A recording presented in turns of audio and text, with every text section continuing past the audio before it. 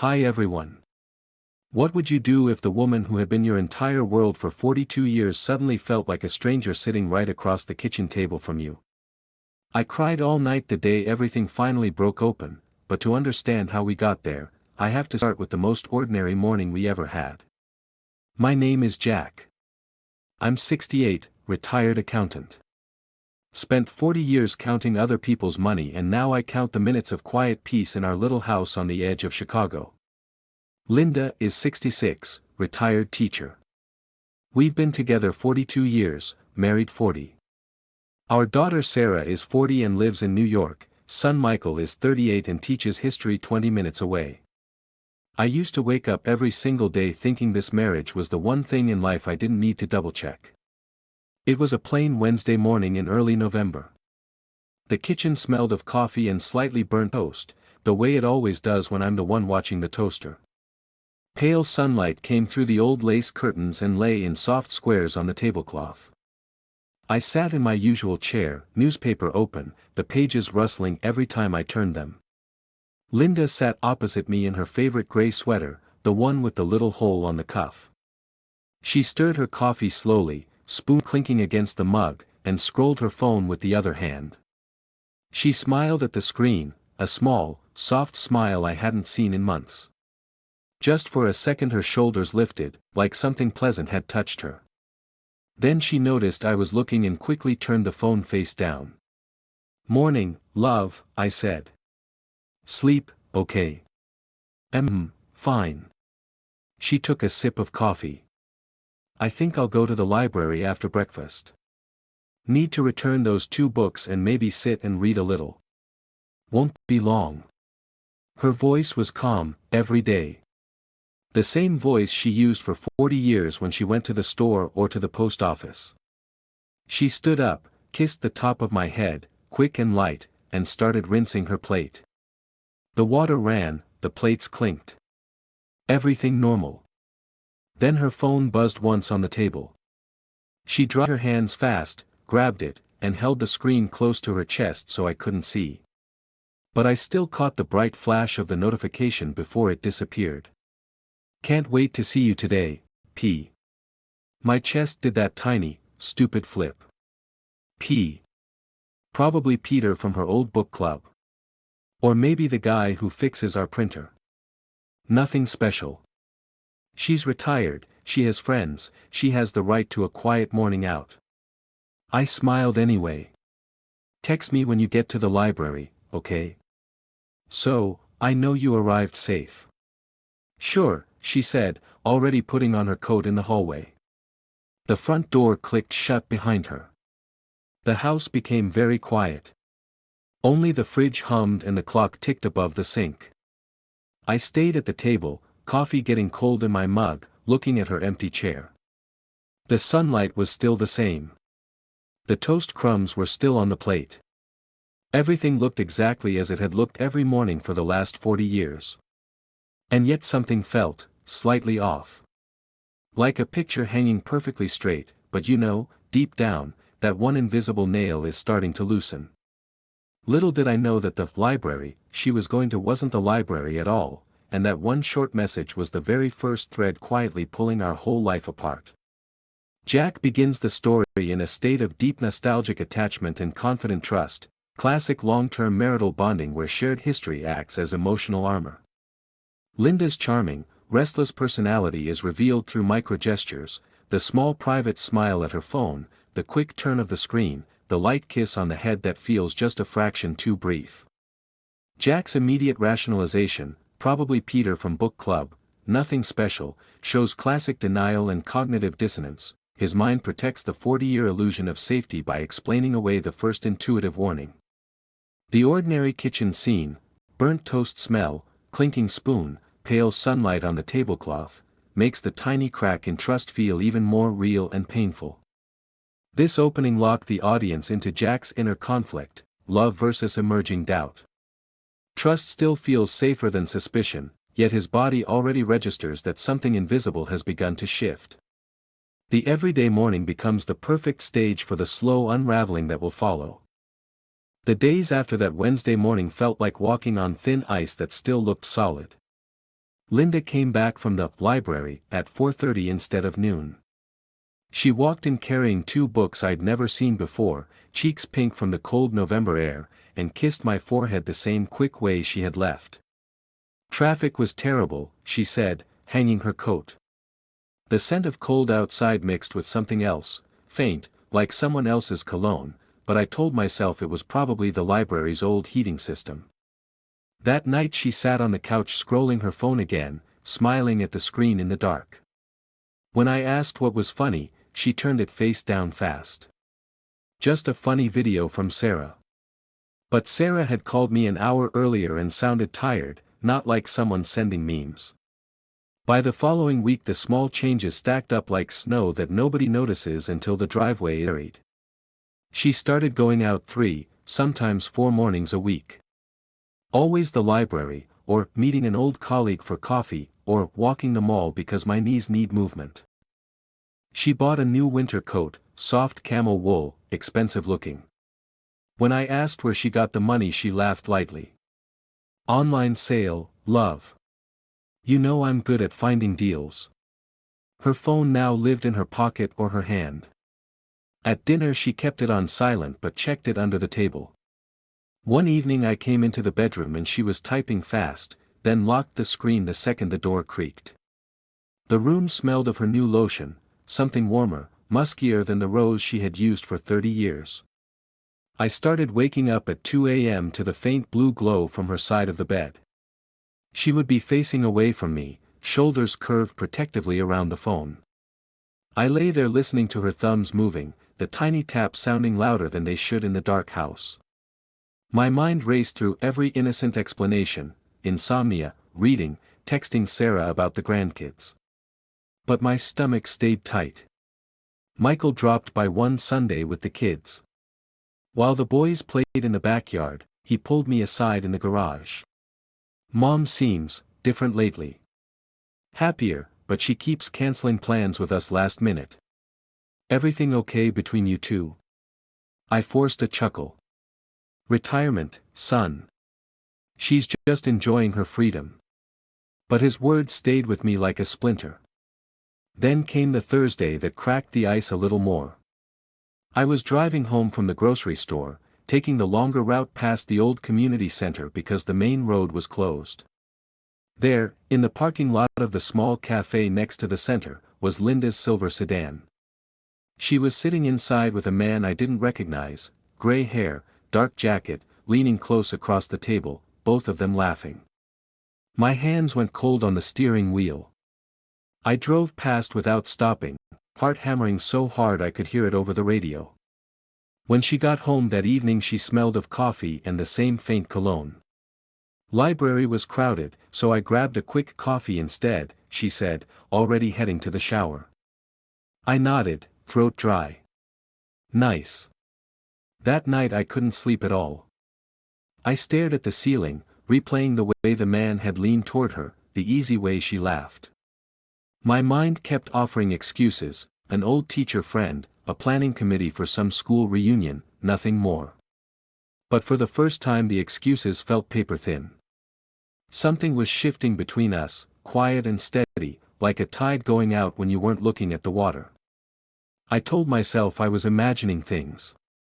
40 years. We had survived raising teenagers, her mother's cancer, my heart scare in 2018. This was nothing. Yet when I finally drifted off, the last image in my head was that silver car parked outside the cafe and the way Linda's shoulders had lifted exactly the same way they had when she smiled at her phone that first morning. The contrast between past and present is now impossible to ignore. Jack still measures every new moment against the 40-year version of Linda, the reliable teacher, the steady wife who never needed secrets. Today's Linda moves with restless energy, new scents, private smiles, and carefully worded stories about libraries and coffee. Each small lie widens the gap between the woman Jack expects and the woman who now exists. His own behavior shows the same split, outwardly calm, inwardly spinning through rationalizations that grow weaker by the day. The Sunday conversation with Michael adds another layer: even their adult children sense the change, forcing Jack to defend a reality he himself no longer fully believes. This part marks the shift from vague unease to active eternal comparison. Every ordinary gesture now feels measured against the past, and the past is losing. The audience feels the growing weight of that gap, the moment when denial starts to cost more energy than facing the truth. I couldn't pretend anymore. 2 days after seeing the car, I waited until Linda left for another library morning, then sat at her little desk in the corner of the living room. Her laptop was password protected, something she had never done before. I stared at the login screen for a long minute, shame burning in my chest. Checking would be a betrayal of trust. Not checking felt like betraying myself. I didn't open it. Instead, I started watching patterns. Gas mileage on her car was higher than usual. Receipts in her purse showed coffee shops I had never heard of, always mid-morning. One evening I found a small hotel parking stub tucked in her coat pocket, Downtown Suites, November 12, 2 hours. She said she had met a friend there for lunch because the library was too noisy. The explanation sounded reasonable. My stomach didn't believe it. I began keeping a quiet log in my notebook, dates, times, excuses. The more I wrote, the more foolish I felt. Was this what jealous old men did? Was I becoming that person? Then came the night she fell asleep on the couch after dinner. Her phone lay on the coffee table, screen up. I told myself I would only glance if a notification came. At 10:17 p.m. it buzzed. The message preview showed before the screen locked. Room 214 again next Tuesday. I can't stop thinking about last time. P. My blood turned to ice. I walked to the kitchen, poured a glass of water with shaking hands, and drank it slowly. When I came back she was still asleep, breathing soft and even, the woman I had loved for 4 decades. The next morning I called Karen, an old friend from my accounting days who now practiced family law. I didn't tell her everything, just that I needed advice, in case. She recommended a private investigator, discreet, professional. I met him 2 days later in a quiet diner on the south side. His name was Ruiz. He listened without judgment, took notes, and told me what evidence would hold up. I hired him. The waiting was worse than the wondering. Every time Linda left the house I imagined Ruiz's camera clicking. Every time she came back smiling I felt both relief and fresh dread. One afternoon Michael called and casually mentioned Mom had asked him to look at some retirement account statements. She said you were busy with taxes. I hadn't touched taxes in 3 years. Another thread, another lie. Then Ruiz sent the first photos. Not explicit, but clear enough, Linda and a gray-haired man entering the Downtown Suites together, her hand on his arm, both laughing. Timestamped Tuesday, 1:45 p.m. The same day as the text. I sat in my car in the grocery parking lot and stared at the pictures until the screen went dark. My eyes burned. This was no book club. This was Peter Harlan, retired principal from Lincoln Elementary, the man whose name I now remembered from 20 years of staff parties. The man who had once shaken my hand and told me what a lucky husband I was. I had undeniable proof in my hands. But I still hadn't confronted her. I needed to hear it from her own mouth. That evening I made her favorite chicken soup. We ate in silence while the clock ticked and the radiator hissed. She looked across the table at me with the same gentle eyes I had trusted for 40 years and asked, "Everything all right, Jack?" I smiled the way I had smiled for weeks. "Everything's fine, love." Inside, the last pieces of the life I thought we had were already in flames. Jack's biggest mistake was turning suspicion inward and labeling it as jealousy or paranoia instead of listening to the accumulating facts. Each rationalization, "It's just coffee, she deserves freedom," delayed action and let the lies grow thicker. Linda's mistake was underestimating how well her husband knew her rhythms. After 4 decades, every new habit stood out like a signal flare. The lesson for Jack is painful but clear: protecting the marriage by ignoring reality is not protection, it is surrender. The moment he hired the investigator marked the point where love stopped blinding him and started requiring courage. The audience learns alongside him that truth, even devastating truth, is less destructive than prolonged self-deception. Small daily choices to look away eventually cost more than the single hard choice to look directly. I chose a quiet Sunday afternoon. Sarah and Michael were coming for dinner later. The house smelled of roast chicken and rosemary, the same smell from 1,000 family Sundays. Linda was folding laundry in the living room, humming softly. I walked in, placed the printed photos and the printed text messages on the coffee table between us, and sat down. She froze mid-fold, a white towel in her hands. "Linda," I said, voice steady even though my heart was not, "I know about Peter." The silence that followed was so complete I could hear the refrigerator motor click off in the kitchen.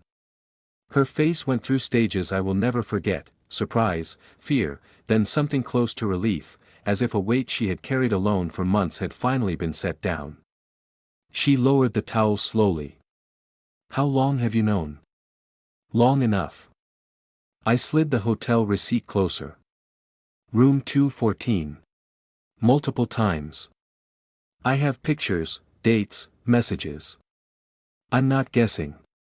She looked at the photos for a long moment, then at me. Her eyes filled but she didn't let the tears fall. "It started last spring. After the retirement party you didn't want to go to. Peter was there, we talked. It felt like someone saw me again. Not as someone's wife, not as a retired teacher, just me." Her voice cracked on the last word. "I never meant to hurt you, Jack. I thought it would stay emotional. Then it didn't." I stayed calm. "How long has it been physical?" She looked down. "September. 4 months." While I was making coffee in the mornings and worrying about her driving in snow, she had been meeting him in hotel rooms. The number landed like a stone in my chest. I asked the questions I needed answers to. Did the children know? No. Was there money involved? Only small gifts. Did she love him? She hesitated, then whispered, "I care for him. But I never stopped loving you." That answer hurt worse than if she had said yes. I told her I was done pretending. I would move into the guest room tonight. We would tell the children together tomorrow. I had already spoken to Karen, papers would be ready whenever she was. She reached for my hand across the table. I let her take it for a second, then gently pulled away. Her fingers were cold. "I'm so sorry," she whispered. "I know," I said. "I'm sorry too. Sorry we let 40 years end like this." The roast chicken timer went off in the kitchen, a cheerful beep that felt obscene in the heavy air. Neither of us moved to turn it off. We just sat there, two old people in a house full of memories, while the life we had built quietly finished collapsing around us. This confrontation is the clear point of no return. Earlier stages, the first suspicious text, the cafe sighting, hiring the investigator, were reversible with honesty. Once Jack placed the evidence on the table and Linda admitted the physical affair, the relationship crossed into irreversible territory. Her partial confession, "I care for him," confirmed the emotional betrayal ran deeper than Jack had allowed himself to imagine. The psychological shift is complete. Jack moves from desperate hope that it might still be fixable to a calm, protective detachment that preserves his dignity. For Linda, the relief of truth is mixed with grief, the mask is gone and the consequences are immediate. The audience feels the stillness after the collapse, no shouting, no thrown objects, just two people who once shared everything now sharing the end. The next weeks were a strange kind of quiet war. We slept in separate rooms. We ate at separate times. We were polite in front of the children. Sarah flew in from New York the day after we told them. Michael came with his wife. The conversation in the living room was the hardest thing I have ever done. Sarah cried. Michael kept asking, "How long?" in the same stunned voice. Linda sat small on the couch and took full responsibility. I watched my children's faces crack and felt something inside me harden into resolve. I met with Karen twice. We protected the house, the pensions, the savings we had built together. Linda didn't fight any of it. She seemed smaller now, less restless, as if the secret had been the only thing keeping her animated. I started seeing Dr. Mason, a calm therapist with an office that smelled of leather and coffee. In our first session I cried for the first time since the confrontation, ugly, shaking sobs that surprised us both. He helped me see that my calm exterior had been shock wearing a suit. One cold December morning I woke up, made coffee for one, and realized I no longer waited for the sound of her footsteps in the hallway. I drove to the park, walked the frozen path alone, and for the first time in months the weight on my chest felt lighter instead of heavier. I told Linda I had filed the papers. She nodded, eyes red. I understand. We agreed to stay civil for the children and grandchildren. No fighting over dishes or furniture. The house would be sold eventually, we would split everything cleanly. That night I packed a suitcase, moved into a small furnished apartment 3 blocks from Michael's house, and for the first time in 42 years slept without listening for her breathing beside me. Grief and anger drove Jack's actions, but he channeled both into controlled, forward-moving decisions instead of explosion.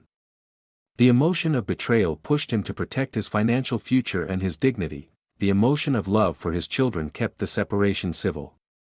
Linda's regret showed in her lack of resistance and her willingness to take blame, actions that revealed guilt stronger than any defense.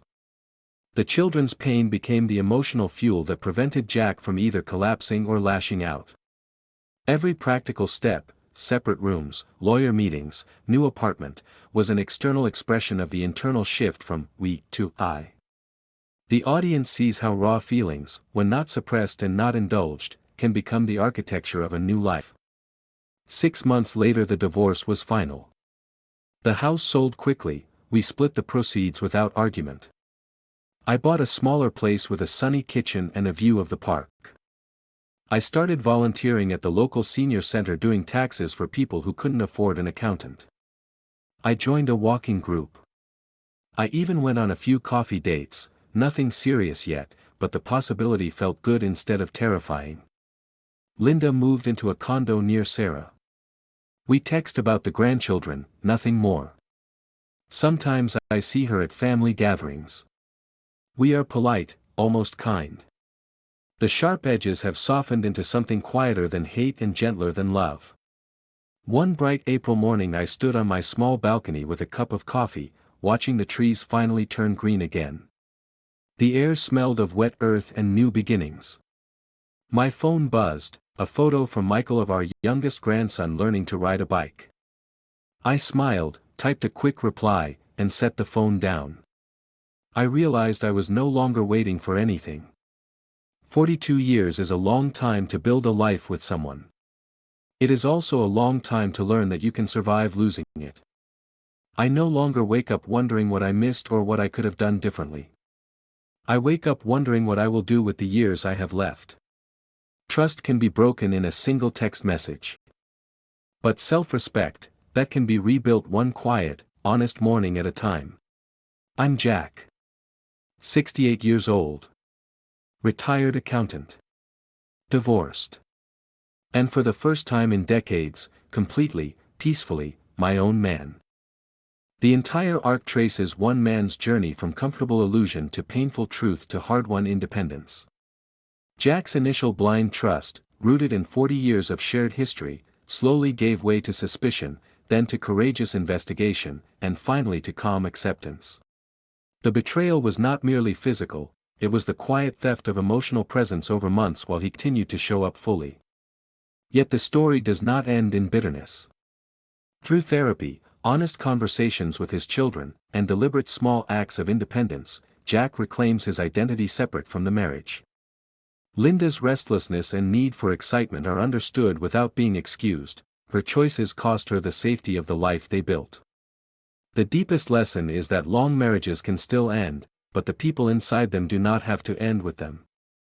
Jack's cautious peace, tempered hope, and genuine empowerment show that even after the deepest betrayal, a man can choose to become more himself than he ever was before. The audience leaves with the quiet certainty that survival is possible, and that sometimes the end of us is the beginning of a stronger me.